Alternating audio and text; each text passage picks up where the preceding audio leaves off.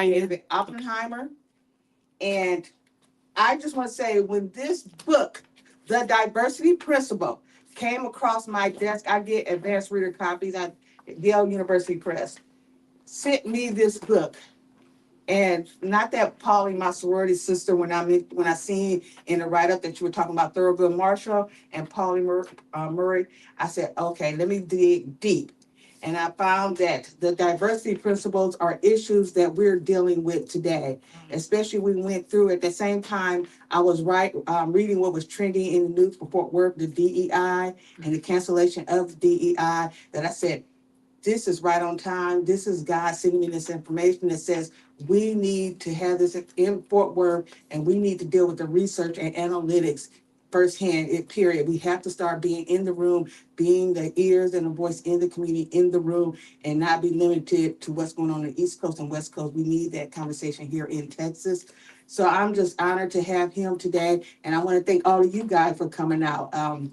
Deborah People, Judge Higgs, and the rest of our community. I'm sorry, I don't know everybody. Our business partner, Texas for Democracy. I always mess it up. Texans defending democracy. Okay. I need to know that, because I'm gonna put it on my list of initiatives to get it wrong. Full of allies. Okay. It's a room full of allies. Yeah. So, David B. Oppenheimer is a clinical professor of law at the University of California, Berkeley School of Law, and co-director of the Berkeley Center of Comparative Equality and Anti-Discrimination Law. A nationally recognized scholar of civil rights and anti-discrimination law, he has written widely on equality, diversity, and social justice. In the diversity principle, he distills decades of scholarship into a narrative about how diversity has shaped higher education, law, and public life, and why it remains vital in this contemporary moment. Welcome, Mr. Oppenheimer. Oh. Good morning, Mr. Starkey, probably. Well, if we're recording, maybe it's useful, and can you hear me okay? Yep. Yes, Great. Okay, super. It's really an honor and privilege to be here at the dock. And I'm very, very grateful for the invitation and the opportunity to be here and speak with you all tonight. I'm going to try to talk for maybe half an hour so we leave some time for question, answer, discussion, disagreement, whatever comes. And let me just start by saying that the diversity principle is that when we bring together people with different backgrounds and different experiences, including people of different ages and different religions and different races and ethnicities and genders, people with disabilities, people who have grown up with different languages and different cultures, and we put them together, they do a better job of solving problems and making decisions. In a classroom, they come up with more innovative ideas, and they just come up with more ideas. In a science lab, they make more significant discoveries. In government, they make more innovative public policy initiatives. And in business, they make more money. Now, this idea has been with us a while. The book is, in large part, a history of the idea. It goes back to the very beginning of the 19th century. But what's been so interesting for me on this quest in writing this book is the recognition that in the last 30 or so years, what was a theory about how people behave and how people learn based on observation and a certain amount of speculation has now been empirically established. Because starting 30 to 40 years ago, scientists in a number of different fields of science started asking the question, is this thing real, or is this like just sort of pop culture psychology? And study after study has now demonstrated that it's real. that there really is a diversity effect, and it's a meaningful effect, and it adds value to the work that we do. I started out sort of a diversity skeptic in that I thought that diversity as it was being defined by the US Supreme Court, and that's how I first ran across it, as a justification for affirmative action, was really about tokenism. It was about allowing a few Black people and a few brown people into white colleges and universities so that they would feel better about themselves, that is, the universities and the white people in those universities. But it wasn't really about achieving social justice. It wasn't about addressing the long history of inequality in this country. And so, well, as I said, I was a skeptic. I'm not a skeptic anymore as a result of the 14 years of research that's gone into this book. My research focuses on how diversity has affected higher education, how it's affected the law of free speech and freedom of expression, how it's affected the law of academic freedom, and how it's affected civil rights law. And I'm going to speak very briefly about the first three and focus on the fourth. And then I want to talk a little bit about what's happening today in terms of the war on diversity and where the claims that are being made by the Trump administration and here in Texas by the state administration, same thing in Florida, the problem with those claims. I should be tracking the time, so just more or less. You're okay. Oh, I know I'm okay now, but will I be okay later?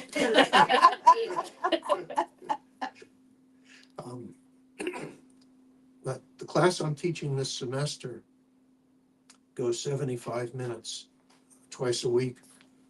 And at that 75th minute, I'm always panicking. Gee, I haven't really finished. So I don't want to do that to you all. A man named Wilhelm von Humboldt, who was a great Prussian philosopher and diplomat and linguist, invented the modern field of linguistics, and then founded the first modern research university, the first university built around the idea that students and professors were there to conduct research, to challenge each other, to look together for discoveries, to look together for truth. And thank you. Thank you. And so he founded that university in 1810, that first research university. It was the University of Berlin. And in order to gain the benefits of a diverse community, he opened the university to Catholics and to Jews in what otherwise would have been an entirely Protestant university. And that idea and his ideas about diversity, first of all, they've continued to affect how universities think about their role as both teaching and discovering and creating new knowledge.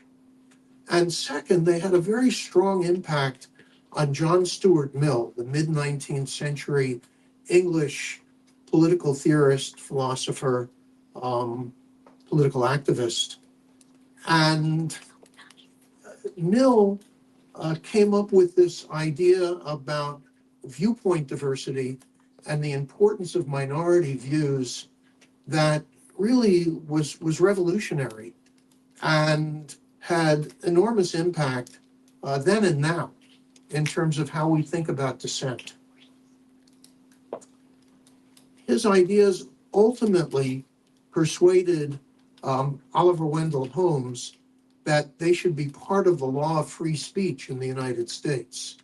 And we owe our current understanding of the First Amendment and its guarantees of free speech and free expression to the work of John Stuart Mill and his wife, Harriet Taylor Mill, who was his co-author and collaborator on much of his work. One of Holmes' proteges was Felix Frankfurter, great mid-20th century jurist, and the person who took these ideas about diversity and made them part of the law of academic freedom, and then took ideas coming out of the anti-apartheid movement in South Africa and made them part of American law and the American law of academic freedom in a fascinating series of essentially relationships that span 2 generations.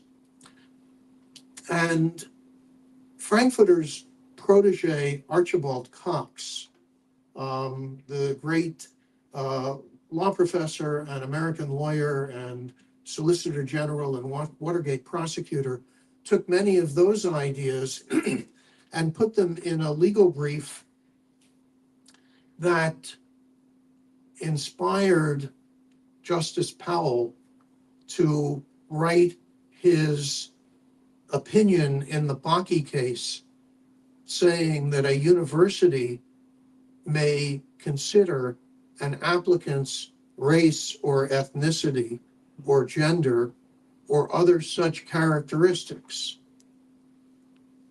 in order to enroll a diverse student body in order to gain the educational benefits of diversity. Mm-hmm. So that all of that is part of what I cover within the diversity principle of the book, by writing about 20 people who took this idea from Humboldt to the present. But I'd like to focus in the next 20 minutes or 15 of those 20 minutes on the US civil rights movement and the extraordinary contribution of Pauli Murray. Mm-hmm. Now, Pauli Murray is not a particularly well-known historical figure, although she should be. And I've been teaching for about 50 years. I don't know how that happened. I'm going to get it right then, sooner or later. And I tell my students, for 49 of those 50 years, I have told my students that the greatest lawyer in the United States in the 20th century was Thurgood Marshall, who gave us the litigation strategy that led to Brown v. Board of Education. This year, I've started telling them that the terrific, thank you very much. That the greatest lawyer of the 20th century in the United States was Pauli Murray. Pauli Murray was a child of the South. She grew up in what I would call Jim Crow, except she would call it Jane Crow. Because among other things, she was the person who first wrote about intersectionality many, many years before Kimberly Crenshaw. And Kimberly Crenshaw is an amazing scholar, and I admire her enormously. And I'm sure she'd be the first to say that this idea is one that she's articulated for us in our generation, but that Pauli Murray was writing about this same idea from her perspective. And in a minute, I'll tell you how that affected civil rights law. She was a poet. She was part of the Harlem Renaissance. And then she returned to the South in her 30s or late 20s. And she could not abide by segregation. And so she refused to move to the back of a bus in Virginia in, I think it was 1935. And she was arrested. And that was the first time that she met with Thurgood Marshall. And she asked him to represent her and to challenge the segregation laws that required Black people to move to the back of the bus. But Polly Murray, in addition to being a Black woman, was queer, and today would probably identify as a transgender man. And when she challenged the segregation laws by refusing to move to the back of the bus, she was dressed as she usually did so that people thought she was a man. And Thurgood Marshall said that this is just trouble. He said, if I use this as a test case and people discover that this is not a man, this is a woman, it's just going to raise all kinds of problems. And so he declined. But he said to her, you ought to go to law school. So she applied to the University of North Carolina, because that's where she lived, to go to law school there. And Thurgood Marshall just won a big case that said that states could no longer segregate their law schools. But the president of the University of North Carolina wrote her and said, well, sorry, but the Constitution of North Carolina will not allow us to admit you as a Black person to our law school. So Thurgood Marshall arranged for her to go to Howard, another great law school, where she was the only woman in her class and no one would talk to her. Didn't keep her from being an activist. She started a series of desegregation sit-ins at coffee shops in Washington and succeeded in desegregating any number of coffee shops, this in the early 1940s. So over 20 years before the passage of the 64 Civil Rights Act that prohibited segregation in public accommodations.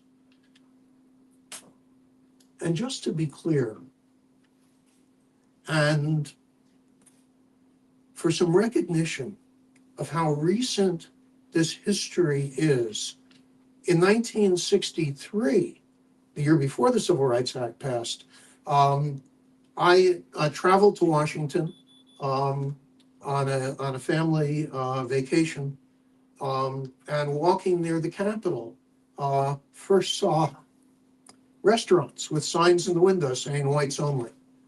So this is a part of our history that is not ancient history.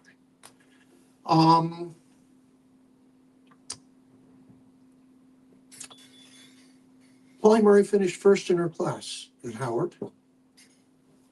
That entitled her to a full scholarship for a PhD program at the Harvard Law School. But they wouldn't let her in because she was a woman. So I'm kind of proud to say, I don't know if I can really be proud of it. She came to Berkeley, where I now teach, and earned her first graduate law degree at Berkeley. Well, at Howard, she wrote a memo about the strategy that Thurgood Marshall was following in the desegregation cases. And Marshall's approach was to say that the separate but equal doctrine required equality. And so universities and schools had to either desegregate or Black schools had to be given everything that white schools had. And Polly Murray added to that argument, twisted the argument a little bit by persuading Marshall that the impact of segregation on Black children and on Black students was to deprive them of the benefits of diversity. And that those are very substantial benefits, both in terms of the educational experience and in terms of their psychology. And so he shifted his arguments a little bit to the arguments that ultimately took us to victory in Brown v. Board of Education. That was influential number one. She got to Berkeley and wrote the very first law review article arguing that sex discrimination in employment is a violation of the 14th Amendment to the US Constitution. An argument that she got to make again some years later when she was a staff lawyer for the ACLU. Mhm. And the ACLU had decided that they wanted to hire a lawyer to work exclusively on sex discrimination cases. And they had a number of high-powered lawyers who they were thinking about, and Pauli Murray convinced the men at the ACLU, they were all men, that they should hire this very shy, soft-spoken law professor from Rutgers Law School instead of one of these high-powered lawyers. And so they hired Ruth Bader Ginsburg, and she and Pauli Murray worked together on the briefs that led to the Supreme Court holding that the 14th Amendment applies to sex discrimination and prohibits sex discrimination. In between,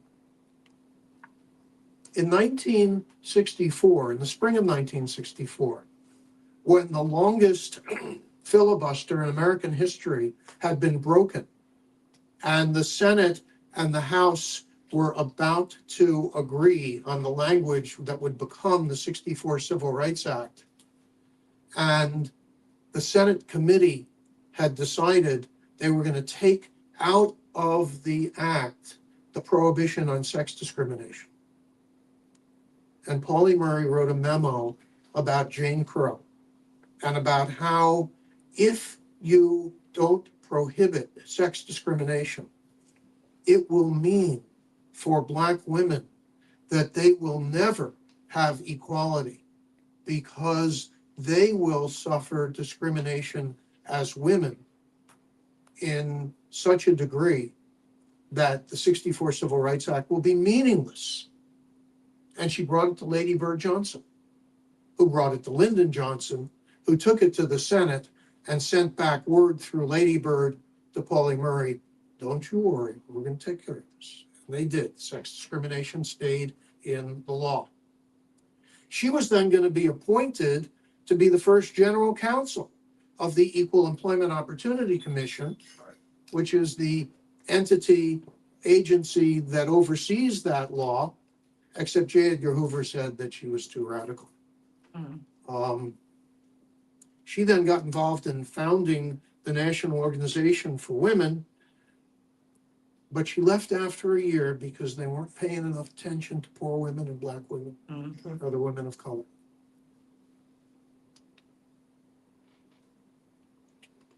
And at that point in her career, she left the law and became an Episcopal priest. Mhm.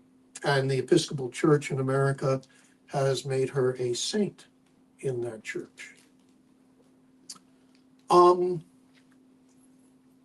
Pauli Murray's arguments centered on bringing the diversity principle into American civil rights law.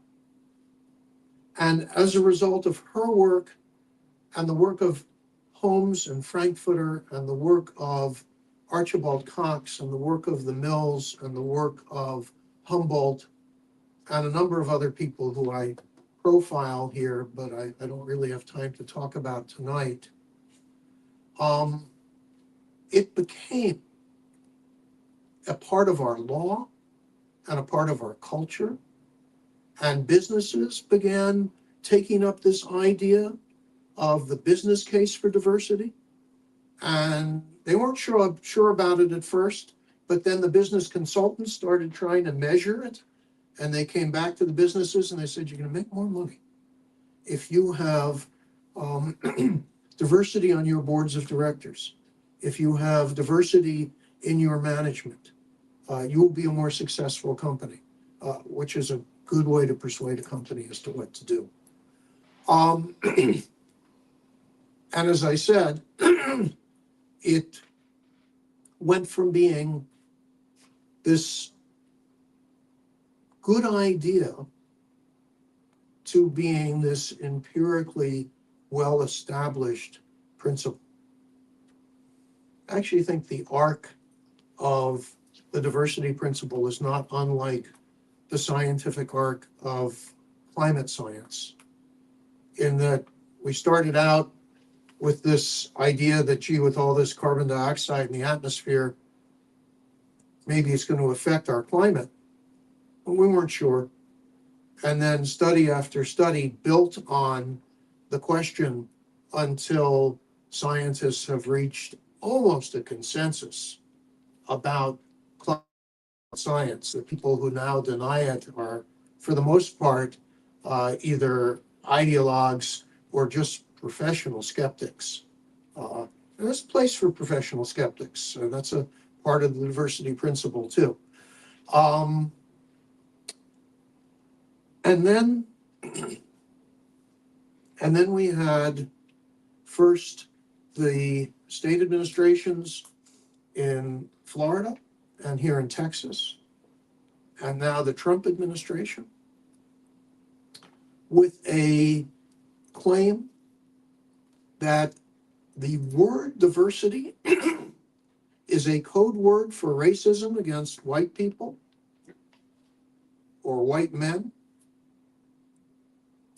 that the idea of diversity is offensive to the idea of merit or equality, and that any efforts to establish diversity policies are a violation of fundamental principles of American law. I've been studying the fundamental principles of American law for a long time. And I want to assure you that those statements are incorrect. Diversity does not mean discrimination against white people or against white men. It does mean recognizing that if diversity has value, then we ought to be taking steps to be sure that diverse people, diverse voices, diverse ideas get into the room. We ought to be expanding the pool. Diversity policies are not illegal. After the Supreme Court decision in 2023 in the Students for Fair Admissions case, it is no longer legal for colleges and universities to use race as a factor in making admissions decisions. That's what the court said. That's all the court said. They did not say anything about employment. They did not say that diversity was a bad thing. Chief Justice Roberts suggested that if a university wanted to admit students who had had experiences with racism that had had an impact on their experience and character and lived experience, that would be fine, though I don't think he really meant it. And virtually every diversity policy and practice is outside of the scope of that decision and is fully compliant with existing law. But in the last year in particular, or it's last year and 6 weeks now, President Trump has repealed executive orders that prohibited discrimination. He has repealed executive orders that required government contractors to examine whether they were engaged in discrimination. He has informed colleges and universities that in order to comply with the Supreme Court, they have to fire all of their diversity staff. They don't. They have to close all of their DEI offices. They don't. That's not what the court said. He has threatened universities that he would take away the grants to their scientists. And for the most part, the courts have told him he can't do that. He has threatened universities that he will take away their tax deductible status. The courts will tell him they can't do that. He has threatened universities that he will not allow visas to be issued for their foreign students or faculty. So far, the courts have said you can't do that. He has threatened Harvard that he will take away their accreditation because they are no longer a university worthy of being accredited in these United States. We'll see what happens with that. He has fired myriad Black workers, women workers, other people of color, but particularly Black women, often saying she was a, quote, diversity hire,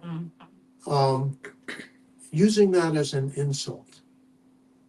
And I want to close by talking about one example of that I think just exposes the underlying dishonesty of this administration and its treatment of equality rights and its treatment of diversity policies.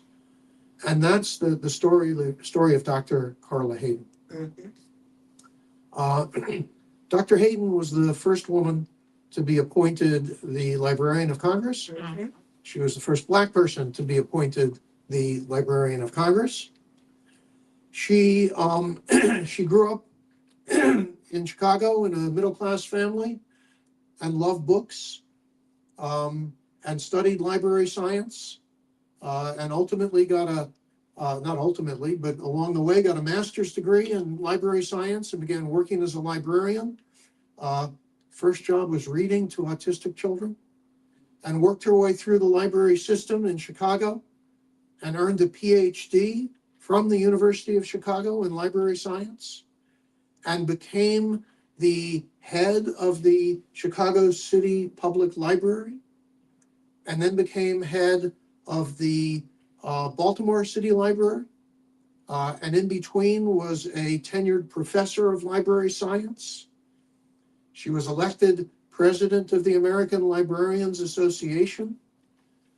She was what you might call a very accomplished librarian and leader in the field of librarian or libraries. President Obama appointed her to a 10-year term as determined by the Congress. And she was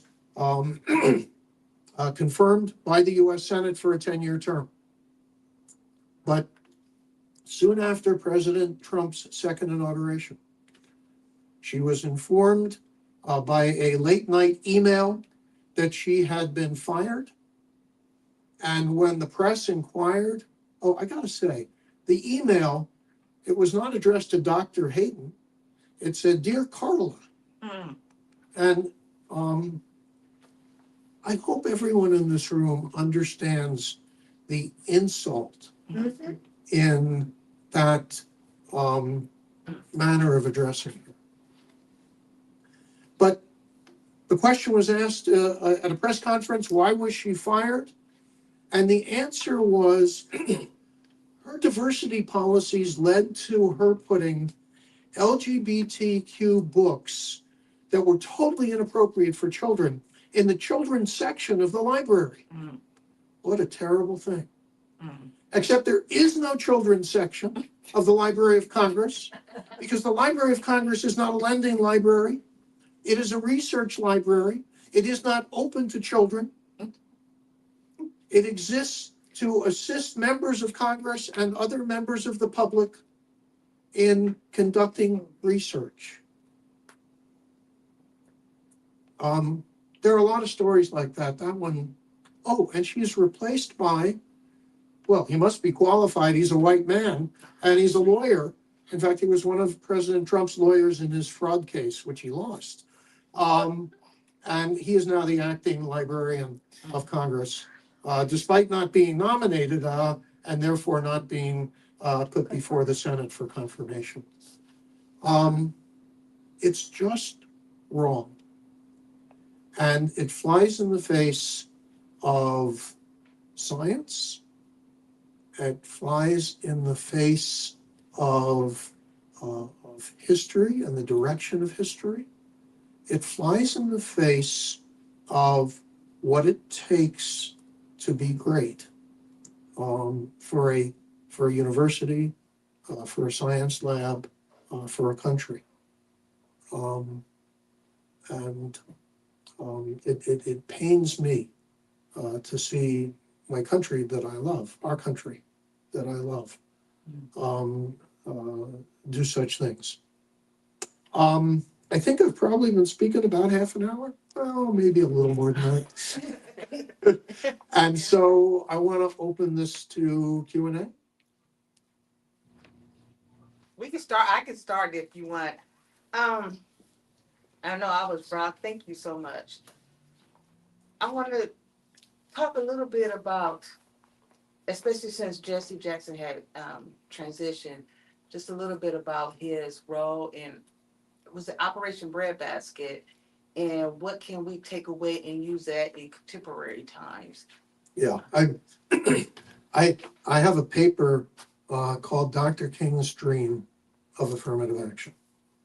Um, Dr. King's great speech, the I Have a Dream speech, was a call for reparations, in which he talked about he cannot believe that America would turn the check owed to Black Americans for the legacy of slavery marked insufficient funds. And if you read that speech, it is quite clear that it was a call for reparations.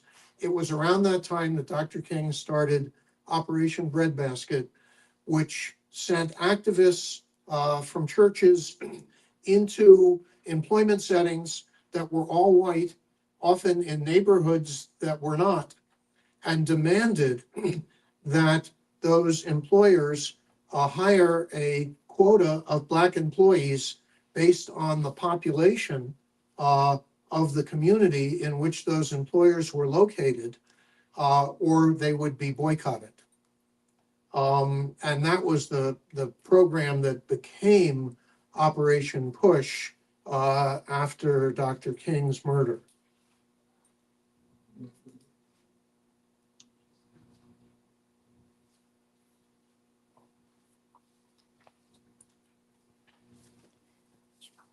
I have tied your tongues.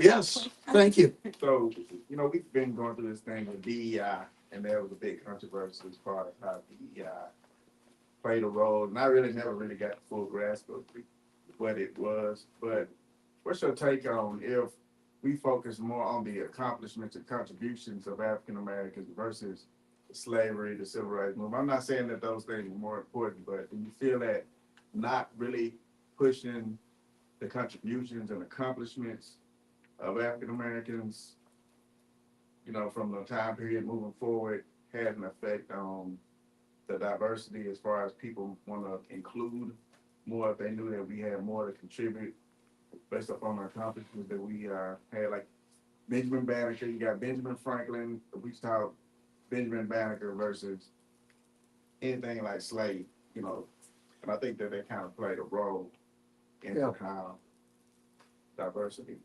So, yes, I agree. And, what we saw in the period where we were starting to see some appreciation of diversity throughout the country was some recognition of all of these remarkable leaders, all of these remarkable people whose talents were finally being appreciated. And we saw greater diversity in companies. We saw greater diversity in universities. We saw greater diversity in science labs. And now that's being reversed. And the reversal is based on an ideology of racism, of saying that, especially with Black people, saying Black people just aren't smart enough to be in these positions. That's the underlying message. And, all that fact, all that truth, all that experience that we can point to is not enough always to overcome the the underlying prejudice and bias that allows a Donald Trump to point to a black appointee of President Obama and say, "Oh, it's a diversity hire," and for people to somehow say, "Oh no, I wonder if," instead of saying, "What are you talking about? Look at this person." So I think we agree on that.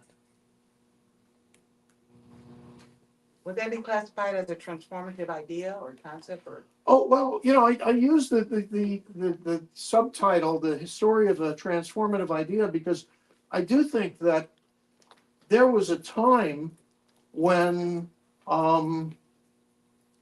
white men were not only convinced, but had convinced, well, that white men were making the claim that homogeneous groups did a better job of running companies, of running universities, of teaching, of running science labs. And for that reason, they should be mostly white men who would be in charge. And the strength of the diversity principle has played a role in transforming that. And in that way, I think it is a transformative idea. The idea that when you bring people together with lots of different backgrounds and experiences, including people of different races and ethnicities and religions, that you end up with something better. Yeah. In all your research, you said 14 years on the book. Did you come up with what people are so afraid of? Is it the loss of power? Yeah. And is it that simple? Well, and money. Money? Power and money. Yeah. Yeah. And those are two of the things that drive people a lot, right? And the irony of it is that I think that diversity leads to, I'll get you in a second, diversity leads to growing the pie. So that it's not that the people in power will have less, it's that they will not have they won't have as big a share. But if they have a smaller share of a bigger pie, they still end up with more. Yeah. I got here late, so I apologize if this was covered already. But one of the MLK's big criticisms was against the white moderate. Mm-hmm. And I think if we look at the current moment we're in with fascism and authoritarianism, we can look at the last 20, 30 years, how white moderates have gotten in the way of us having potentially transformative change and progress, and then convincing diverse communities to settle for less. And because we didn't have those moments of transformative change, it laid the groundwork for this fascism and authoritarianism to happen. What do you feel is needed for the white moderate to understand how much they are getting in the way of us overcoming these obstacles that we have? Well, Dr. King's critique of white moderates, which I think is best expressed in his letter from the Birmingham jail. And that was where all of the white clergy in the city of Birmingham had written a joint letter asking him to leave Birmingham and to stop the campaign, that he was an outside agitator, that he was getting in the way of progress, and if he could just wait another 100 years or so, there would be real progress. I'm exaggerating with that last point, but that was sort of where they were. And I have a problem calling them moderates. And maybe it's just a question of sort of terms of art, terms of use. I think I may be getting in over my head in terms of my expertise. But I have a hard time using the letter from Birmingham jail and King's views. I mean, King worked very closely with white organizations and white activists who we might well define as moderates today. But again, I think it's a question of how of how we're defining them. And I think that's the best I can come up with. Yeah, I guess it's people in establishment or power or privilege who aren't immediately impacted by what black and brown communities are having to deal with, Mm-hmm. and them having the same message of let's have universal health care. No. Let's have the Affordable Care Act where we can make exchanges and things like that. Mm-hmm. Let's put people in the banks in jail for what happened with the financial recession. No. Let's pass Dodd-Frank and that'll take care of it. Mm-hmm. Let's have immigration reform. No. Let's have DACA. It's just over and over and over we see that there is a collective that intellectually will say that there's something wrong that needs to be addressed, but will never actually move towards the real transformation that we need. So, Yeah, and I say like there's black and brown community members who start to participate in that because they get into positions of power and then they become resistance to the transformation. But it's largely led by white community members. I'm going to give that some thought. Thank you. Yeah, I agree with you, Professor. They were not moderates. And, holding themselves out as Christians or Jewish or Catholic or whatever. Mhm. That was a smokescreen to me. Mhm. Okay? The man was begging for their help. Mhm. And they said, go home, boy, in Yeah. my opinion. I want to talk to you about two things. Recently, and I know you know, we had a Democratic primary here in Texas for U.S. Senate.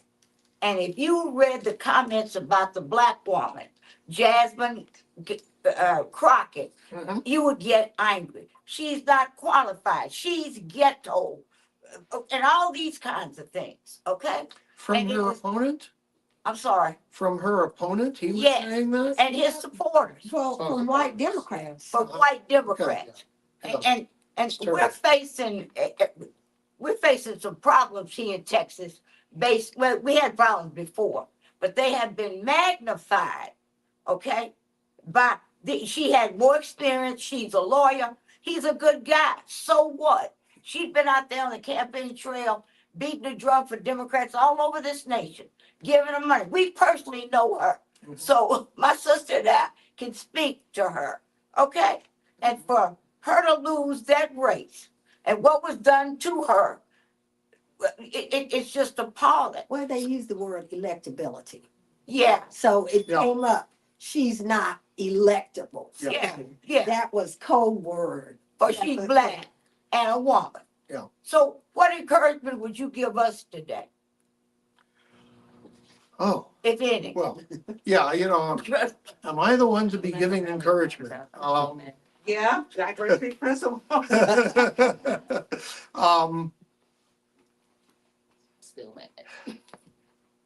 It's a long struggle. Dr. King said that the arc of the moral universe is long, but it bends toward Yeah. justice. Yeah, I mean, the same, you could substitute the name Kamala Harris. exactly, exactly. Same thing happened to her. Yeah.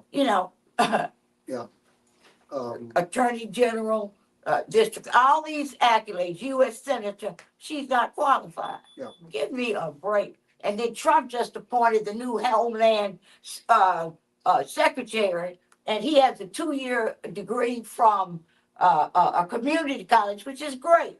But he ain't ready for prime time. None of his cabinet are ready for prime time. The other thing I wanted to ask you about in your research, we are proud of our great uncle.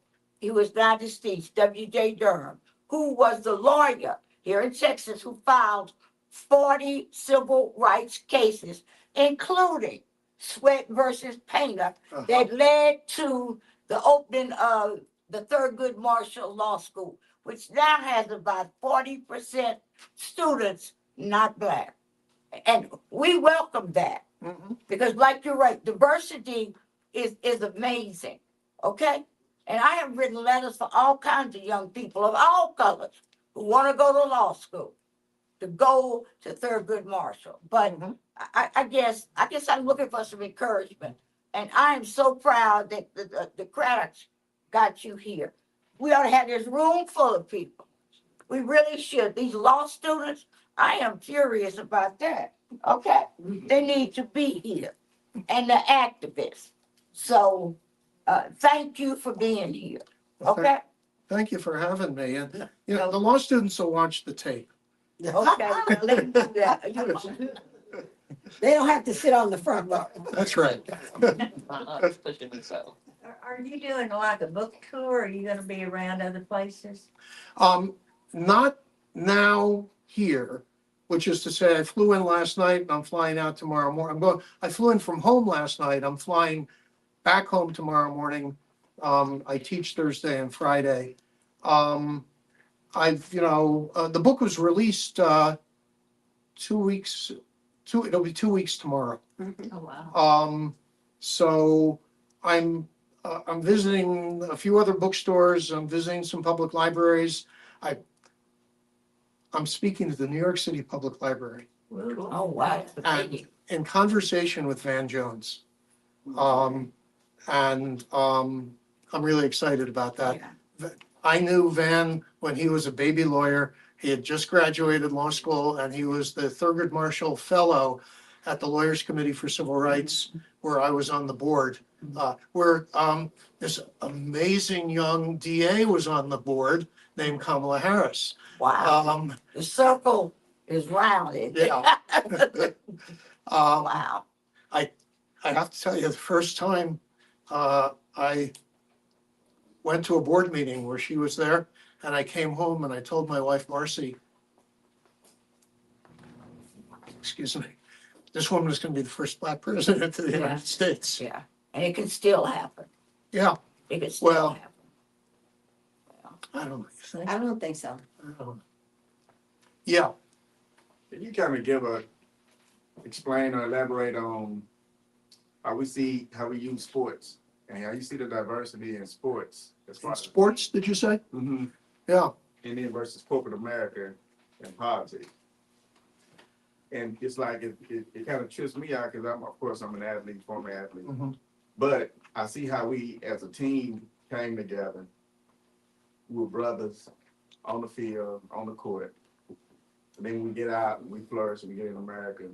There's such a differentiation from as far as corporate and blue collar when it comes to those positions. Yeah, well, often, successful teams have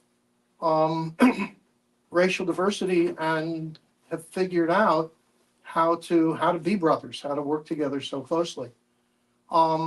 It's one of those few places in American life where we really have a way of measuring merit. A batting average, an average of making 3-point shots, of making foul shots, receptions. These are things that are really easily measured and where, with the exception of choosing coaches, which is a very different category, sports teams want the very best person for the job, and that means they're going to measure productivity, and they're not going to let bias get in the way, because if they do, they're not going to win. But they had to winning's get important. there. But they had to get there, because think Oh, about the black quarterback. There were no black quarterbacks, Yeah. because they didn't think that we had the brains to understand the game. And Right. so, Or black coaches. Well, black Well, that's coaches a whole is still a different problem, thing, absolutely. yeah. And I went to law school back east in Massachusetts, and I went to a Lakers game and, not Lakers, Celtics game in 1976. And Boston is such a racist place. Yep. Sorry if this is being recorded. And at one point, there were 4 white players from the Celtics and 1 black player, and the crowd started chanting, "All white, all white." Wow. And they cared more about seeing a white team than about winning the game. That's why they live there. Okay, see. Yep. Where, okay. I'm trying to figure out how to word my question. So Okay. bear with me. But where does that come from and will it ever go away? Like, what is that? What is it? What causes that? People being told they're superior. People being, white kids being told, you know, you're better because of what you look like. People wanting to be superior. The benefits of exploitation. Benefits in terms of less competition, benefits in terms of more wealth. And I think you said it best when you said power and money. Hmm. Those are the 2 things that drive people. It's having power over somebody else and making money. But- Or insanity and I- Essence then, I have children, so my No great one wants power great and money. niece will have to deal with this. And her children will have to deal with this, but that will seem like it's never gonna go away. well, except Depends on who. Okay. who's the one. Yep. except that we have seen dramatic changes. We did have a Carla Hayden as the Librarian of Congress back when they used merit to decide who should be the Librarian of Congress. We have had Black Americans and Hispanic Americans in positions of authority and power that would have been unheard of a generation or 2 generations ago. So, you know, we can't, I'm not saying we should be satisfied, but we also can't ignore that progress. And the question is, you know, how do we keep moving in the right direction? And, you know, and for me as an academic, and I'm just, you know, that's all I am. But I feel like helping people understand the power of diversity is one way of helping to move us toward a more diverse society. Do you see, or since you've been teaching such a long time, do you see your students now that are more accepting and more understanding of this than in the past, what you've had in the past? Oh, yeah. Do you Well, first see of a all, progression or progress there? much greater diversity among my students, much greater diversity in their lives in terms of who their friends are, who their partners are. Much greater recognition of the importance of equality rights. Although, again, I mean, I see that, I teach 2 foundational courses, civil procedure and evidence. So the students are not at all self-selected. Particularly civil procedure is a required course. They just assign a bunch of 100 students for me. And I see this with them, but then I also teach a course on equality law. And it's almost all women who take the course. And the men who take the course are either men of color or gay, or have significant disabilities. They're in some way they are outsiders. Straight white men don't seem to care about learning about equality. Now, that's a terrible, gross exaggeration from a very small sample size, and I shouldn't do that. But that's the experience I've had with who signs up for my classes. And by contrast, the students who come to me who want to work for me as research assistants, I get a fair share of white men who would like to work with me and would like to work with me on equality papers, or whatever else I've got for 'em. Thank you. Thank you. Yeah. So your mission in your book and all that you know, do you feel safe? I mean, are you like under attack in any way or? Not yet.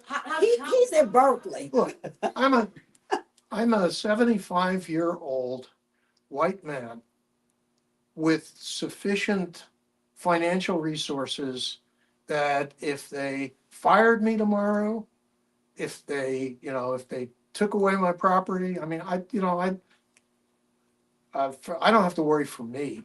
And in any case, I've lived a very, very full life.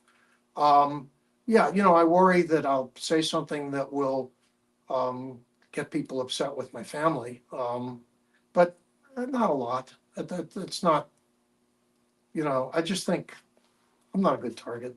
So, I'm afraid for you. well, thank you. And look, maybe what I'm expressing here is what we sometimes call white male privilege. I just think of myself as not in danger. But thanks for asking. Yeah.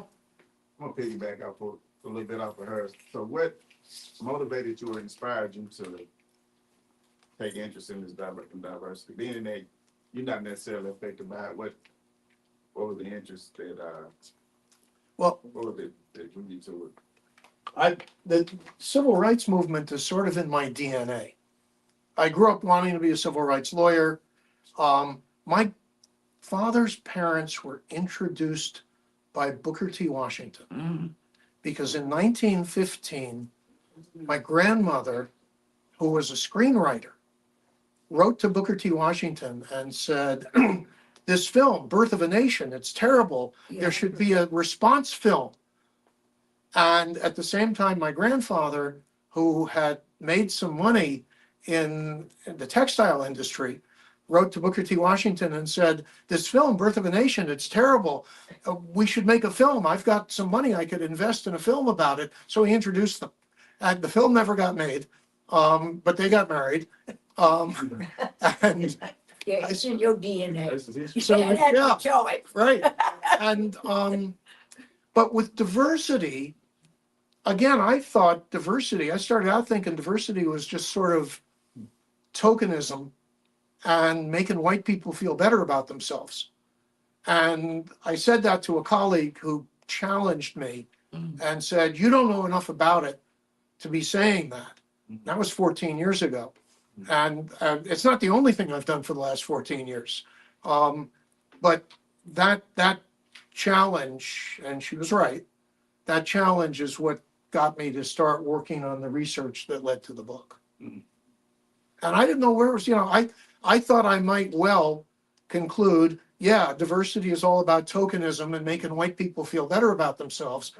And then the question is, would I have written the book? And, if I were just a pure scholar and I didn't care at all about how my scholarship was used, maybe I would have, I don't know. But that is not who I am.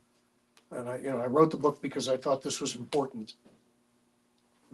I'm sorry, I got one more question. I promise Yeah, you guys. This is no. it. This is the last question. Okay. Great. Judge, I like, and I probably missed it, and just correct me if I missed it. Judge Hicks did a reflection of our experience in this past election. I'm more looking to the future, like we have Alyssa Simmons is running for Tarrant County Judge, and I said that, and I'm gonna get her, I told her I'm gonna get her a book and all this kind of stuff. I text her, but I'm wondering how can we parallel the book in terms of us focusing on, you had a chapter 7 that focused on excellence. And I guess I want to get clarity on what does that mean in terms of the fight for excellence as we try to organize for the future in respect to what just happened in Texas. Does that make sense? I think so. I know where you're going. I just saw her last night, so okay. She's gonna win. Well- That's all I can say. I'm just trying to say, how do we look at this, examine this concept of excellence that's in chapter 7? We have to embrace excellence. We have to say that excellence is not a high score on a standardized test, like an SAT test.